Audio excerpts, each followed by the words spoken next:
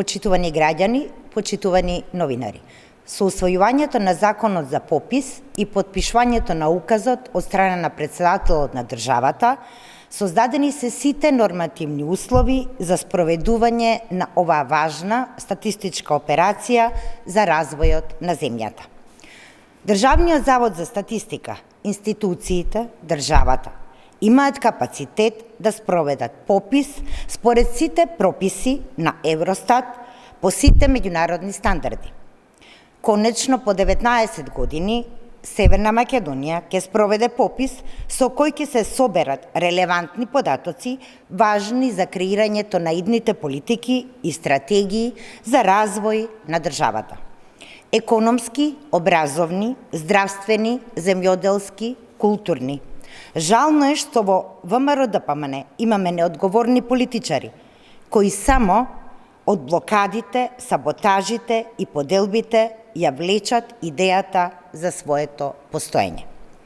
Недозволиво е постојано ставање сопки, кочење на процесите, подбуцнување на поделби, националистички конфликти, повици за бојкот и саботажи. Еднаш за секогаш треба да сватат во Белиот дворец дека сите политички партии треба да се стремат кон подобар заеднички живот, а не да тонат во сеење раздор меѓу народот. Прашањето на пописот е премногу важно за развојот на државата и тој нема да отвара веќе затворени прашања, нема да одзема права. Ние нема да отстапиме пред оние кои во неуспехот на државата гледаат можност за себе. Заедно со граѓаните ќе работиме за тој да се реализира по меѓународните стандарди, а политиките на блокади, саботажи и сопки на Мицковски повторно да бидат поразени. За СДСМ, интересот на граѓаните и на државата е на прво место. Благодарам. Дали има прашања? Дали СДСМ останува на ставот дека треба да се казнуваат сите оние кои ќе повикаат или потекнат на бојкот за пописот, иако такви казнени одредби нема во Законот за попис, и дали како бојкот ќе се смета и кога граѓаните нема да ги примат попишувачите дома поради страх од корона?